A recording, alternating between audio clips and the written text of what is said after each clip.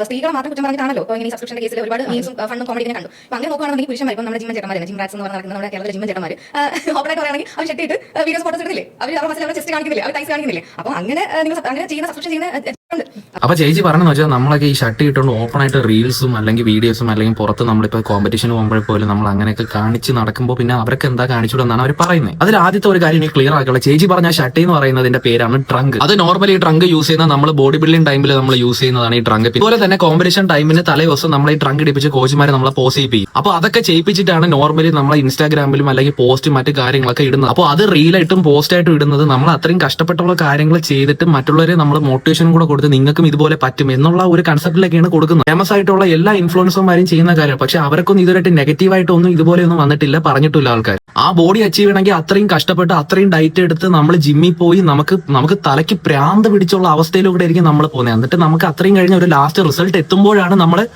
അത് പോസിറ്റീവായിട്ടും റീലായിട്ടും ഇടുന്നത്. അതാണ് ചേച്ചി പറഞ്ഞ ജിം റൈറ്റ്സ് എല്ലാവരും തൈസ് കാണിക്കുന്നു, ചേച്ചി പറഞ്ഞ രീതിയിലുള്ള ഷർട്ട് ഇട്ട് കാണിക്കുന്നു, അതുപോലെ ഉടുപ്പൂരിട്ട് നമ്മൾ ചെസ്റ്റ് കാണിക്കും. അപ്പൊ ചേച്ചി കാണിക്കുന്ന വീഡിയോ ആയിട്ട് ഒരിക്കലും നമ്മളെ ജിം റൈറ്റ്സിനെ കമ്പയർ ചെയ്യാൻ വരാം. ജിം എന്ന് പറയുന്നത് എല്ലാവർക്കും കൊണ്ടും പറ്റുന്ന കാര്യമല്ല, അത് ജിമ്മിൽ പോണവർക്ക് മാത്രമേ അറിയത്തുള്ളൂ. ചേച്ചി പറഞ്ഞ പോലെ വേറൊരു ടൈപ്പ് ആൾക്കാരുണ്ട് ആണുങ്ങളുടെ ഇടയിൽ തന്നെ, കുറെ കുണ്ടന്മാർ. അവന്മാർ ചിലപ്പോൾ ചേച്ചി പറഞ്ഞ രീതിയിലുള്ള ആൾക്കാരായിരിക്കും, പക്ഷെ ജിം റൈറ്റ്സ് ടോട്ടലി ഡിഫറന്റ് ആണ്. ജിം റൈറ്റ്സിലെ ഇൻഫ്ലുവൻസർമാർ ചെയ്യുന്ന നമ്മളെ മെയിൻ കാര്യങ്ങളാണ് ഇപ്പോഴത്തെ പയ്യന്മാരെല്ലാവരും ജിമ്മിലോട്ട് കേൾക്കുക. കാരണം കുറെ പേര് കഞ്ചാവിനും അതിനും ഇതിനൊക്കെ അടിമയായി സിഗരറ്റും മദ്യപാനം അങ്ങനെയൊക്കെ അടിമയായിട്ടുള്ള ഒരുപാട് പിള്ളേരുണ്ട്. അപ്പോൾ നമ്മൾ ചെയ്യുന്ന റീലുകളും നമ്മളെ ബോഡിയൊക്കെ നമ്മൾ കാണിക്കുമ്പോൾ അവർക്കും അതുപോലെ തന്നെ ചെയ്യണം, അല്ലെങ്കിൽ അവരും അതിൽ നിന്നും ഈ മദ്യപിക്കുന്ന ആൾക്കാർ പോലും ഇതൊക്കെ കാണുമ്പോൾ അതെല്ലാം നിർത്തി നല്ലൊരു ഹെൽത്തി ലൈഫ് സ്റ്റൈലിലോട്ട് പോകുന്നു, അവരും ജിമ്മിലോട്ട് പോയി അവരും ബോഡി ബിൽഡ്. ഇതൊക്കെയാണ് നമ്മൾ മെയിൻ ആയിട്ട് എയിം ചെയ്യുന്നത്. പിന്നെ ലാസ്റ്റ് ചേച്ചി ഒരു കാര്യം കൂടെ പറഞ്ഞു, തൈസും ചെസ്റ്റൊക്കെ കാണിച്ച് ഒരുപാട് പേര് പോസ്റ്റ് ഇട്ട് സബ്സ്ക്രിപ്ഷൻ ചെയ്യുന്നുണ്ടോ.